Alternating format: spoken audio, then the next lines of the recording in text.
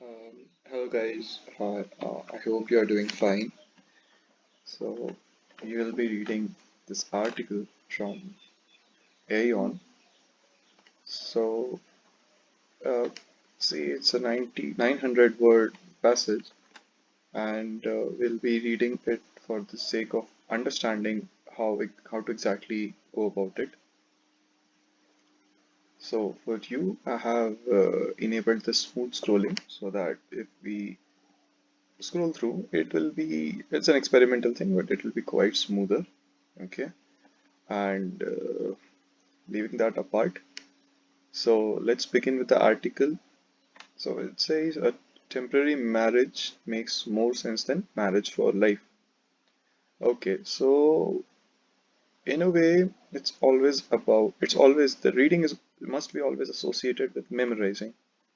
Memorizing in the sense that when you read, it should be relatable with your past, a location, a face, location or place. So face, place, or some emotion. So there are three things: face, place, and emotions. So by far, I have recognized these and they have worked very well for me. So, in a way, when you read it, you must be able to understand how you think or feel or relate about. How can you relate about with it? So, a temporary marriage. So when you hear this thing, temporary marriage, it might invoke something of resistance, some argument. It might be something that you agree with, and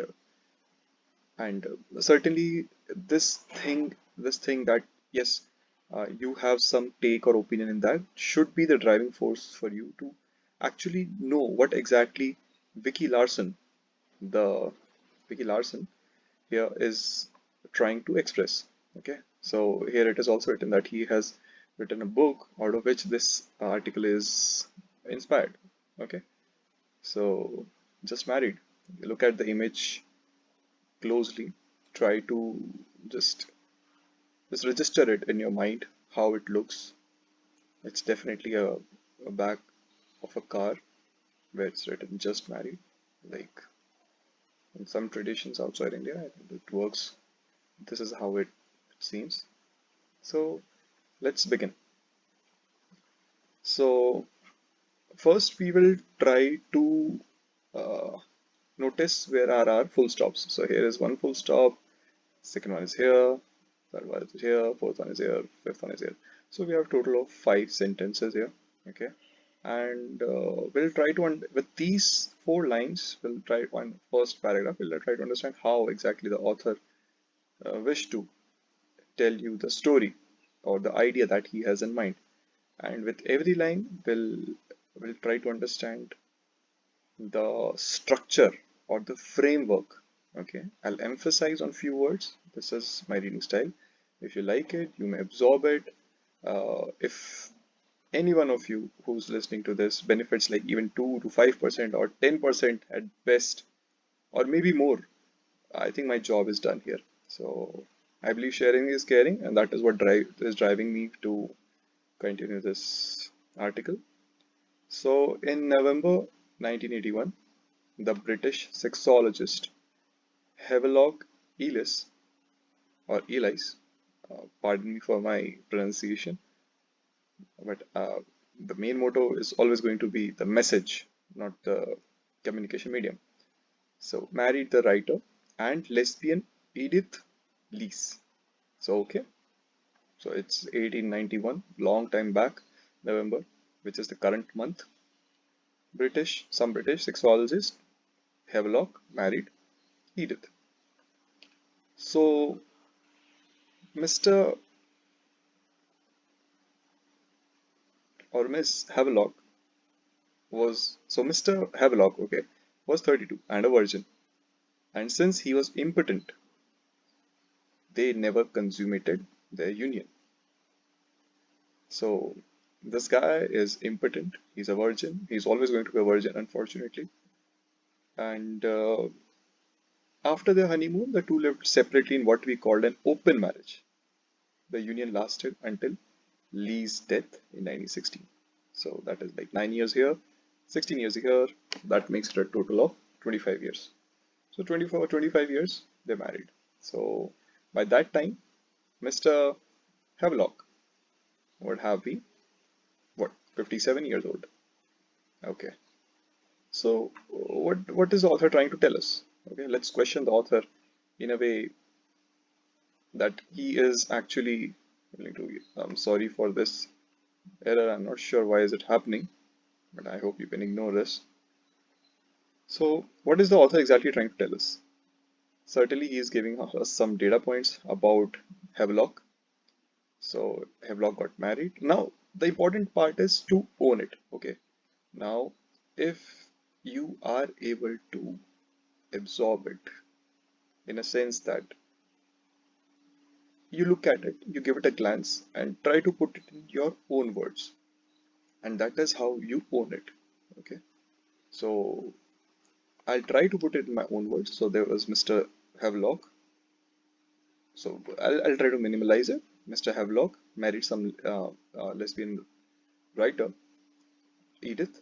He was 32 back then and a virgin. 25 years later, like they continued with an open marriage. Okay, and they lasted, and they lasted. Their marriage lasted for 25 years. That is what it tells us. So again, what's the point? What's the point here? So I ask the author and hope that I get the answers in paragraphs ahead. So this is not what most would consider a model marriage, but perhaps because of its unusualness, Elis was able to introduce an idea that remains as radical and tantalizing today as it was in his time. Yes, certainly. 1891 is a long time back. So the idea is the author talking about the open marriage? Yes, definitely. And which is not a model marriage or the ideal marriage, but something unusual, but it is radical and tantalizing. So, trial marriages, in which he envisioned couples exploring a temporary union of varying levels of commitment that allowed them to have sex, access birth control, and have an easy divorce if desired, as long as no children were involved. Okay, so, okay, it's pretty straightforward. What exactly constitutes in an open marriage? Okay, so repetition as a friend, the fourth element of memorizing after face, place, emotions. The fourth one is repetition. Repetition in a way some call rote learning, but here if it is connected with the first three elements, it can work very well for everyone. So certainly if I try to give my own opinion for the sake of memory hook, certainly if children are involved, it is something of a challenge for them to have a divided attention, and which definitely leads to some, we can say, uncomfortableness, uncomfort, not uncomfortableness, there's no such word, uncomfort on their part, which they might not even be aware of. And that is very sad, I believe. So again, if we come back to the couple who was trying to get into open marriage, you can see they have a temporary union, okay, and on a varying level of commitments. So they have sex, they access birth control, and have an easy divorce if desired. Okay. So what about it now? So the idea captured the minds of many progressives, including the British philosopher Bertrand Russell. So he's a very known name. I would suggest that you try to speak it out loud, Bertrand Russell, 2 to 3 times, and try to just look at the word, try to search for him, try to work around the name so that you actually get to know this person. He will often appear in the Aeon articles. And the Denver judge and the social reformer Ben B. Lindsay, who embraced the new economic and cultural freedoms in the post-Victorian era. Okay. Since I am from India, post-Victorian era is something relatable to me. It is simply after the British gave up the monarchy or the control they had over their subjects, and they allowed democracy to prevail. So certainly it was so. If we boil down what exactly was this framework or structure in these two paragraphs, it is simply there's some data, some straightforward data, descriptive data. And there's data, there's person, so there's it's a whole lot of introduction. Then there is the what exactly constitutes open marriage. So it was still here.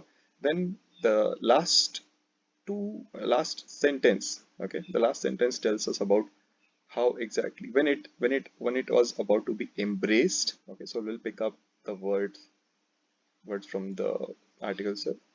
When it was embraced, who it was embraced by, and who actually had it its who exactly had their mind captured by this very idea. So open marriage.